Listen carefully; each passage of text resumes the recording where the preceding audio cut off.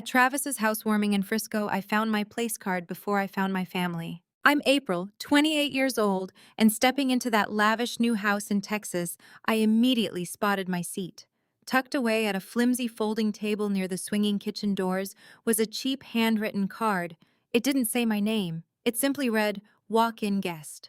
Before I could even process the blatant disrespect, Russell stepped right up beside me and whispered a little too smugly, "VIP tables are for real family and investors only." I didn't cry. I wasn't about to stand there and whine either. My eyes immediately locked onto the extravagant display table set up in the center of the room, designed to show off their so-called success. Resting right there, wrapped in a pretentious satin ribbon, was the deed packet to the property. A $500,000 duplex, the exact $500,000 asset that I had just secretly bankrolled. I didn't hesitate. I marched straight through the crowd of elite guests, grabbed the thick envelope, and held it tightly. The room's chatter died instantly. "Since I'm just an outsider," I declared, my voice cutting sharply through the dead silence, "this stays with me." I spun on my heels and walked straight out the front door. Within seconds, utter chaos erupted behind me. Travis and Russell's heavy footsteps pounded down the concrete driveway as they chased my car, screaming for me to stop and come back. I didn't even tap the brakes. Subscribe to see what happens next, and tell me in the comments, have you ever been pushed aside by family until the exact moment they needed your money? 6 months earlier, I still believed helping Travis might finally make the Reed family stop treating me like a guest. My name is April Lawson. By the time I built a stable, independent life with a demanding but rewarding career, I had already spent years navigating the delicate, unspoken boundaries of my own home. After my biological father, Martin Lawson, passed away, the entire structure of my world fractured. Eventually, my mother, Diane Lawson Reed, remarried. That was when Russell Reed entered our lives, bringing along his son, Travis. From the moment their boxes were unpacked in our hallway, the new dynamic was set in stone. I never called Russell Dad. He never asked me to, and honestly, we both preferred the polite distance. However, that distance permeated absolutely everything. In the Reed household, I was never explicitly kicked out or told to leave, yet I was permanently stationed on the absolute perimeter of their lives. It was always in the subtleties. When holidays rolled around, family vacations to resorts or ski lodges were seamlessly booked for 3. I would only find out about these expensive getaways when I saw their matching luggage stacked by the front door. I wasn't invited, supposedly because my work schedule was just too busy. Whenever I brought up the obvious exclusion, Diane always had the same rehearsed defense ready. She would pull me aside, patting my arm gently. "April, please just try to understand Russell. He's trying to build a bond, and you're already so successful and independent. You don't need us to hold your hand the way Travis does." That was the running theme. Travis never seemed to grasp the concept of earning his keep. He expected promotions without putting in the overtime, and Russell was always there to catch him when he stumbled. He was heavily integrated into every grand family plan, from trust funds to high-level networking. Russell constantly introduced him to golf buddies and executives, practically paving a road to success for him. Meanwhile, I was only summoned when my specific financial acumen or professional resources were required. If they needed a document reviewed or advice on a tax bracket, my phone would ring. Otherwise, it was silence. I was the reliable utility player for when a crisis hit, never the celebrated participant when things were going smoothly. The one thing I had that was completely untouched by them was a well-maintained duplex on the growing side of town. It was the sole asset left directly to me by Martin Lawson. I managed it carefully, making sure the roof was repaired and the tenants were happy, relying on the steady rental income to quietly build my own financial security. That property was my emotional and physical anchor. It represented my real father's hard work, a quiet, solid legacy that had absolutely nothing to do with the Reed family's pretentious wealth. Then came the fateful Sunday dinner where their passive exclusion morphed into active calculation. I was formally invited over, a rare occurrence that usually signaled an impending request. Over dinner, Russell talked loudly about the booming local market. Travis chimed in, complaining about his corporate job and declaring he needed to be his own boss. After the plates were cleared, Diane cornered me in the kitchen. She poured me a coffee, her tone shifting into that familiar, placating warmth. She casually mentioned that Travis was desperate for a real opportunity to step into the real estate business. He had the vision, she claimed, but lacked the tangible assets to secure leverage. She looked right at me, slowly steering the conversation toward my duplex, hinting that true family should always find ways to elevate one another. She didn't explicitly demand that I hand over the deed right then and there, but the implication hung heavy in the air between us. My father's legacy was no longer just my safety net. In their eyes, it was just an untapped resource perfectly positioned to launch Travis's new empire. The first conversation about the duplex happened over dinner, and they made it sound harmless. The atmosphere in Diane and Russell's dining room was unusually relaxed, which should have been my first red flag. Between passing the roasted vegetables and refilling wine glasses, Russell casually steered the topic to business. He proudly announced that Travis was in the final stages of establishing a brand new LLC. The overarching goal was to build a robust, highly profitable portfolio of rental properties across the state. Travis leaned across the table, his eyes bright with that unearned confidence he always wore so well. He explained that commercial lenders and private backers were severely scrutinizing his lack of tangible collateral. Then, without missing a beat, he suggested that folding my duplex into his initial portfolio would instantly legitimize his professional profile. Diane immediately chimed in, smiling warmly as she reached across the linen tablecloth for my hand. She framed the whole scheme simply as a way of supporting family, calling it a beautiful opportunity for us to finally collaborate and build generational wealth together. I didn't smile back.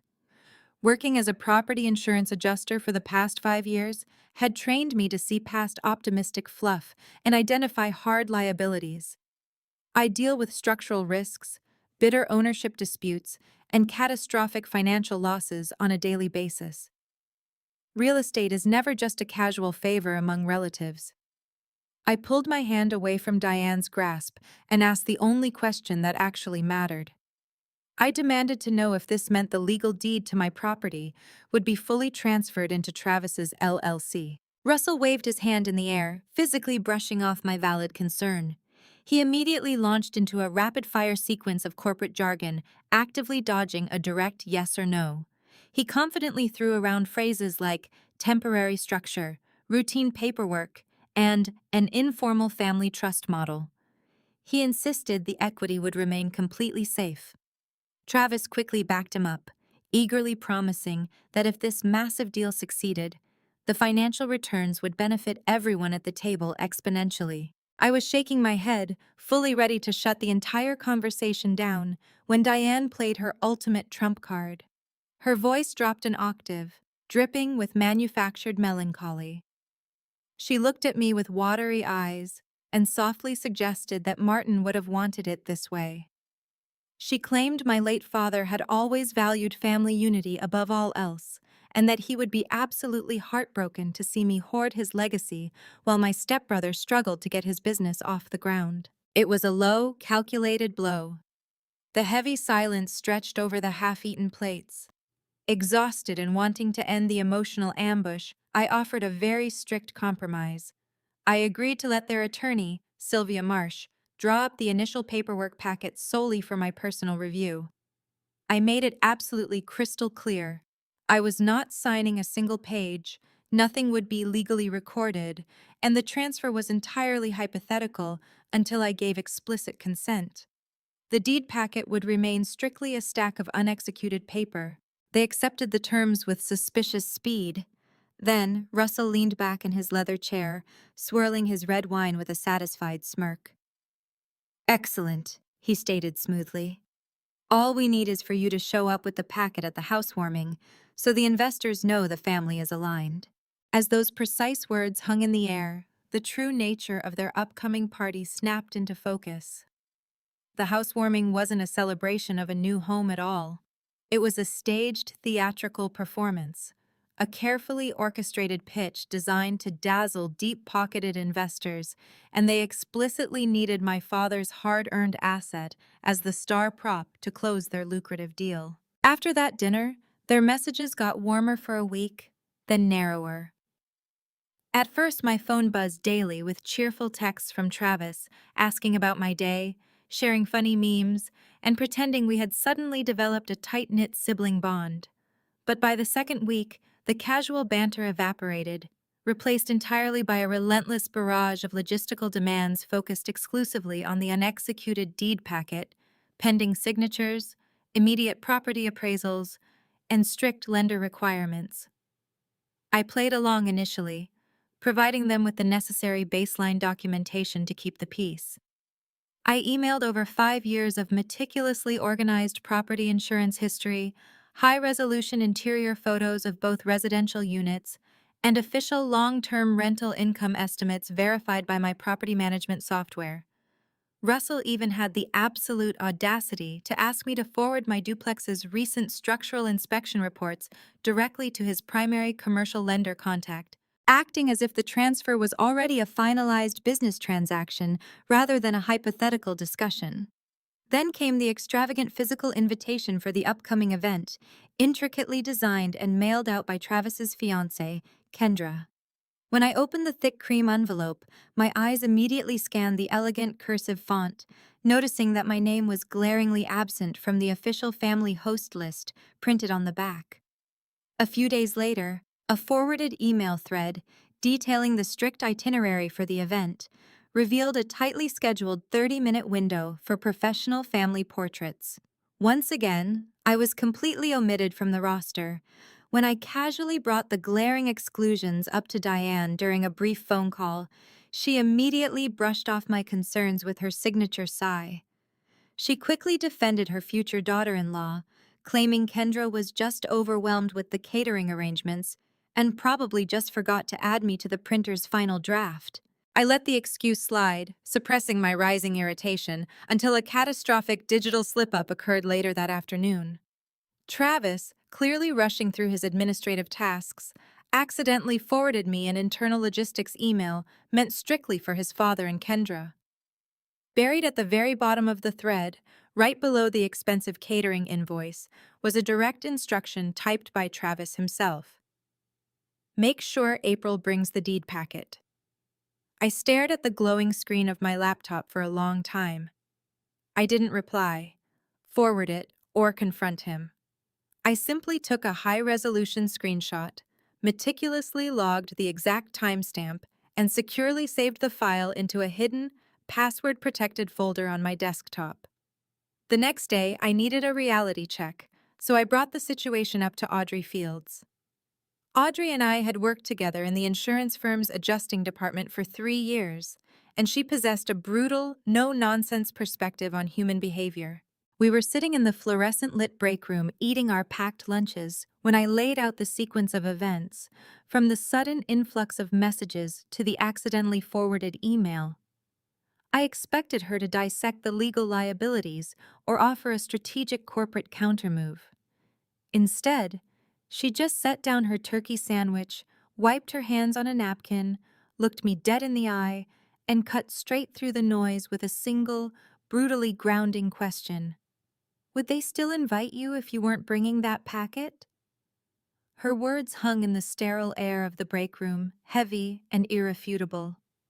She didn't offer any comforting platitudes or try to validate my lingering familial guilt.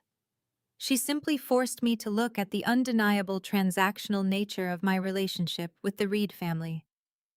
That singular pragmatic question systematically dismantled years of Diane's emotional conditioning, making me critically reevaluate every single superficial interaction and calculated text message leading up to this elaborate family charade. By the week of the party, Sylvia Marsh was the only person asking questions that were actually about me.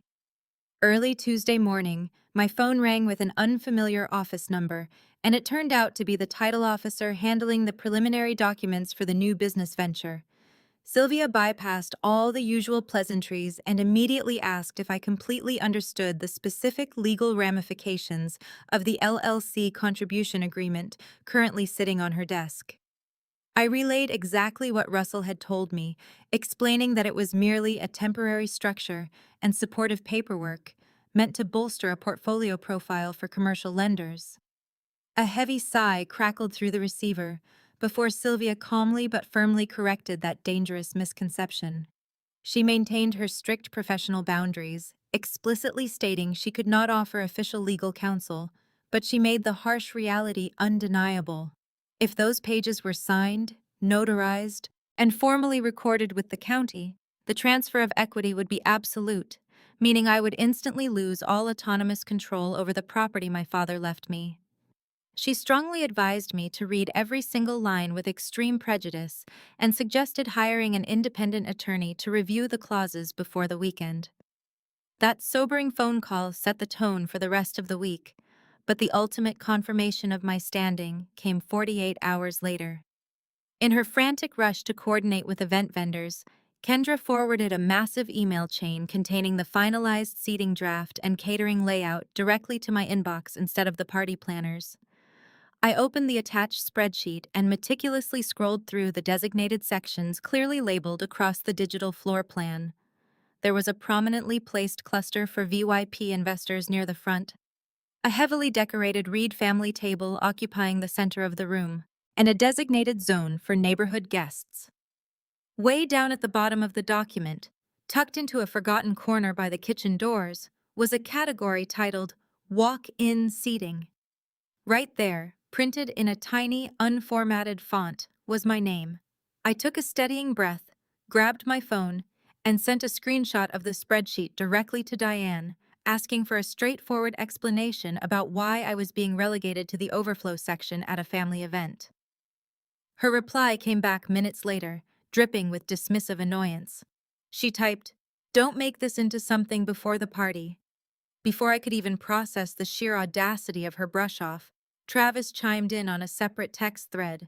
Clearly alerted by his mother, his message was entirely transactional and devoid of any apology. He simply wrote, "Just bring the packet. We'll sort the seating out." They didn't care about my comfort, my inclusion, or my feelings. They only cared about the leverage I was carrying in my hands. I made the firm decision that I was still going to attend the event, but the dynamic had permanently shifted. The unexecuted deed packet was going straight into my oversized leather tote bag, securely zipped away, and I had zero intention of handing it over to anyone prior to the event's conclusion. I sat at my home office desk, staring intensely at the follow-up email Sylvia had sent outlining the legal risks. And then I glanced back at the offensive spreadsheet Kendra had leaked. Deliberately, I hit print on both documents. The printer hummed to life, spitting out the crisp, undeniable proof of their ulterior motives and blatant disrespect. I folded the warm pages carefully and slipped them into my purse alongside the packet.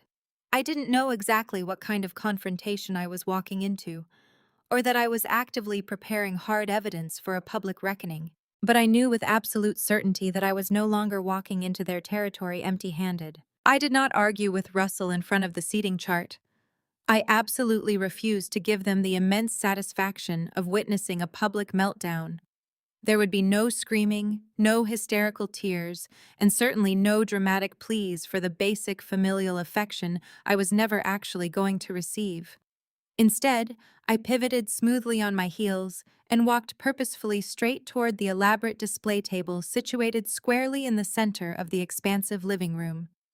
It was a pretentious, brightly lit shrine dedicated entirely to their supposed real estate acumen, meticulously covered in glossy architectural renderings, extravagant floral arrangements, and neatly arranged stacks of legal documents specifically meant to impress the wealthy VYP attendees. Right in the middle, carelessly exhibited as a conquered financial trophy, was the exact unexecuted deed packet I had reluctantly handed over upon arrival, just to bypass their initial security check. I reached out without a single second of hesitation and snatched the thick envelope right off the crushed velvet tablecloth. Russell materialized at my elbow almost instantly, his face flushed deeply beneath his expensive tailored suit, hissing aggressively under his breath to demand exactly what I thought I was doing. Travis was only half a step behind his father. He was desperately trying to maintain a charming, effortless smile for the surrounding investors. But his jaw was locked tight, and his voice vibrated with thinly veiled panic. He reached out to forcefully grab my wrist, but I quickly yanked my arm back out of his reach. "Since I'm just an outsider," I stated clearly, my voice carrying just enough volume to slice right through the ambient jazz music playing overhead. "This stays with me." A few feet away, a prominent local investor named Beverly Grant paused mid-sip of her champagne, her sharp eyes locking directly onto our incredibly tense triangle with sudden, calculated interest. Diane instantly materialized from the gathered crowd, her hands fluttering nervously as she grabbed my shoulder, fiercely whispering at me to stop ruining the aesthetic and to not make things unnecessarily awkward in front of their crucial guests. I simply shook off her frantic grip, turned my back on the entire pathetic charade, and walked briskly out the massive oak front doors. My heels clicked sharply against the paved concrete driveway as I headed straight for my parked car. Within seconds, I heard the frantic pounding of heavy footsteps behind me. Travis and Russell had completely abandoned their elite guests and were practically sprinting down the illuminated pathway.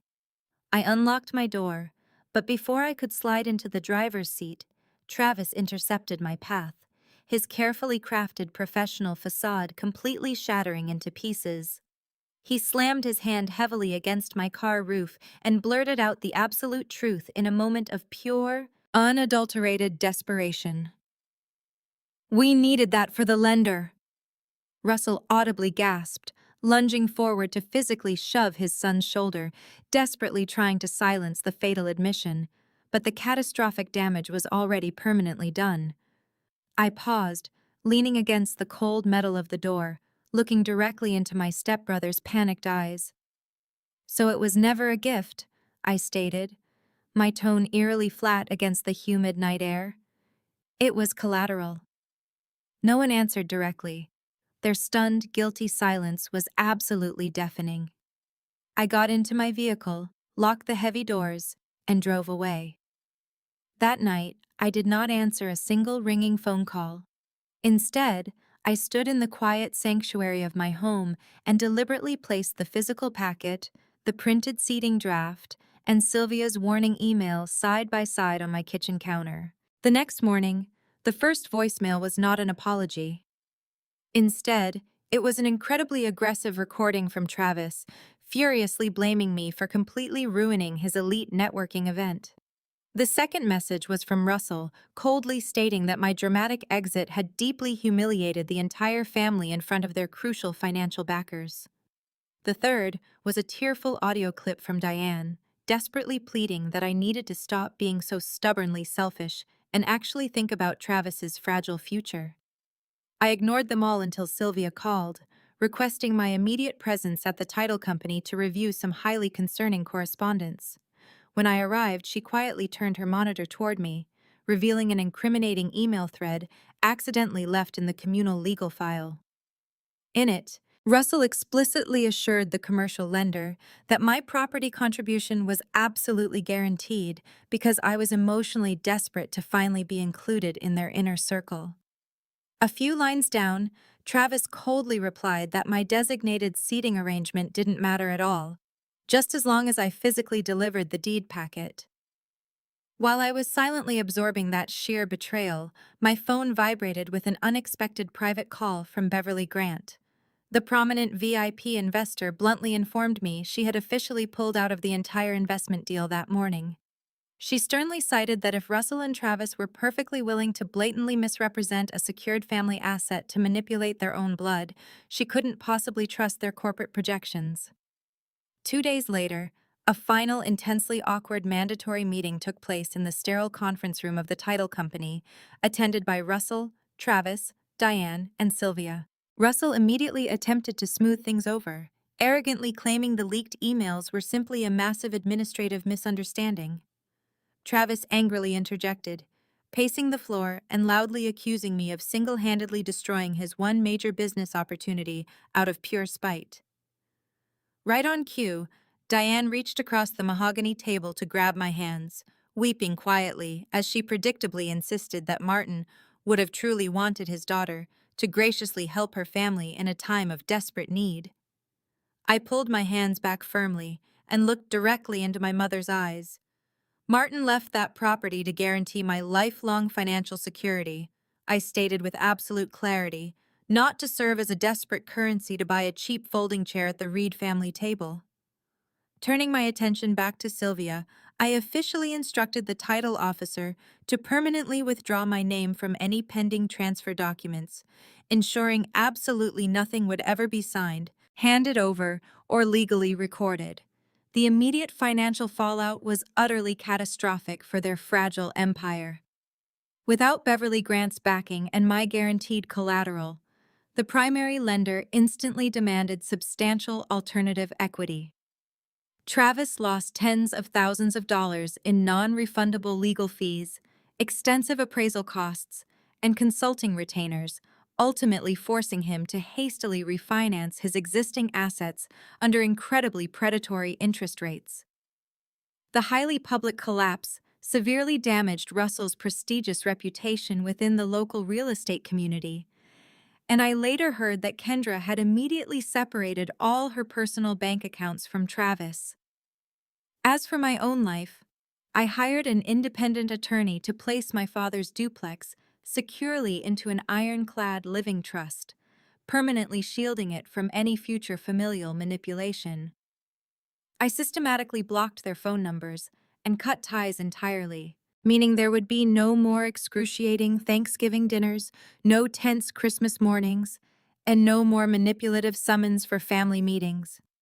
The most valuable lesson this entire grueling ordeal taught me is that you should never use your hard-earned assets, your binding legal signature, or your compliant silence to purchase a temporary position in any household.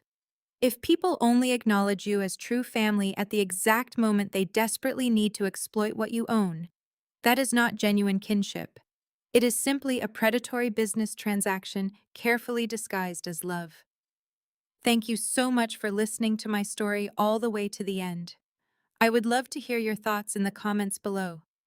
If you were put in my exact position, would you have succumbed to the relentless pressure and signed the papers, silently stayed in the background, or boldly taken back exactly what rightfully belonged to you?